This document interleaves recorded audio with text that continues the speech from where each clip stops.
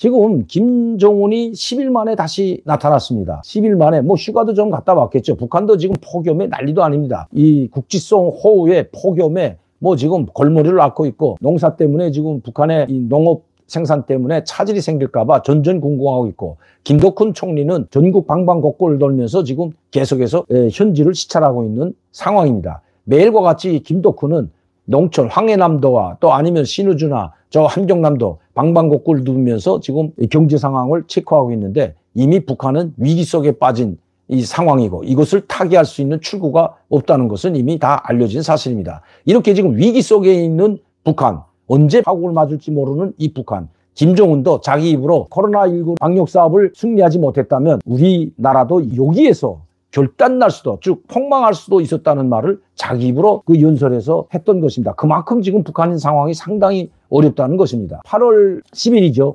전국 비상방역회의 총화를 했습니다. 비상방역총화 회의를 열고 거기에서 연설을 했던 것이 바로 김정은입니다. 자, 이 민가, 거기에는 군인들은 한 명도 참가하지 않았죠. 그래서 제가 한번 우아했던 것이, 물론 군인들도 방청으로 그 회의 장소에 참여했지만 군인들에 대해서 얼마 이야기는 하지 않았습니다. 그것도 그럴 것이 이번에 김정은이 다시 약 한 10일간 휴식을 취하고 나서 다시 나타났습니다. 비상방역 전선에 투입됐던 인민군 부대 군의관들과 병사들, 간호원들, 이런 사람들을 약 한 5,000명 인민군 사이어 문화회관에다 모아놓고 방역 총화 회의가 아니라 바로 그들을 격려해주고 축하해주고 훈장을 주기 위한 회의를 소집했던 것입니다. 회의가 아니죠. 그들을 만나기 위해서 소집했던 것입니다. 최대 비상방역 전선에 참전하여 혁혁한 위원을 세운 조선민군 군의부분 전토를 만나시고 뜻깊은 축하 연설을 하셨다. 회의를 소집하고 연설을 한 것이 아니라 전투원들을 만나고 5천여 명을 만나는데 뭐 당주항인의 회의실에서 만날 수가 없죠. 그러니까 여기에 참여했던 약 5천에서 6천여 명의 군의관과 병사들을 모두 사이어 인민문화회관에다 모집해 놓고 거기다 모아놓고 김정은이가 연설했던 것입니다. 그런데 그 연설이 정말 절절하고 눈물겹습니다.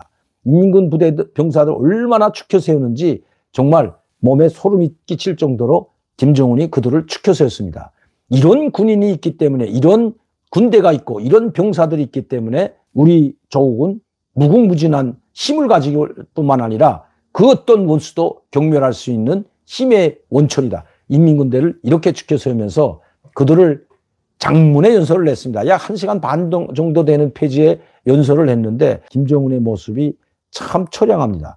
야, 나이가 상당히 들어 보입니다. 이거 왜 이럴까 생각해 보니까 살도 더 찌고 나이도 더 들어 보이고 이렇게 뭐 술을 마신 것 같지는 않은데 아마 원산에서 해변가에서 휴양을 보내서 그런지 얼굴이 좀 약간 시꺼면서 시뻘겋게 많이 탔고 그리고 살도 더 많이 찐 상태이고 많이 늙어 보입니다. 그럼 왜 늙어 보일까요? 북한에서 되는 일이 없기 때문에 지금 많이 늙어 보이는 것 같습니다. 이번에 유엔 안보리 제재위원회에서도 발표했듯이 이번 2년 동안 약 한 1년 반이죠. 러시아에서 지금 단 한 방울의 원유도 그리고 지원 물자도 받지 못했다고 했는데 이건 뭐 제가 봐서는 그거는 좀 거짓말인 것 같습니다. 러시아가 속이는 것 같습니다. 러시아에서 배가 얼마 전에도 라진 선봉항에 약 10,000톤짜리 배가 들어왔다 나간 것 제가 확인을 했는데 이게 배가 들어오면서 식량, 밀가루도 싣고 들어오고 가공된 원유도 싣고 들어오는 걸로 알고 있는데 원유에 대해서만 말해서 그런지는 모르겠지만 단 1g의 원유도 북한에 들어가지 않았다. 이번 그 보고서를 발표했죠. 그런데 중국에서는 약 4만 톤의 가공된 정주유가 들어갔다고 합니다. 이 4만 톤이라는 것은 이거 별로 안 됩니다. 1년에 4만 톤. 여러분, 이 4만 톤의 가공된 석유, 디젤이나 이 석유라는 것은 이거 한 공장에서 써도 이거 뭐 모자랄 판이죠. 4만 톤이 그렇게 많은 양은 아닙니다. 한 달에 4,000톤. 여러분, 우리가 한 승용차가 한 달에 약 5번의 그 연료를 충전시킵니다. 그러니까 한 달에 한 300km 정도를 씁니다. 간단히 말씀드리면 제 차 한 대가 그러면 10대면 3톤을 쓴다는 거예요.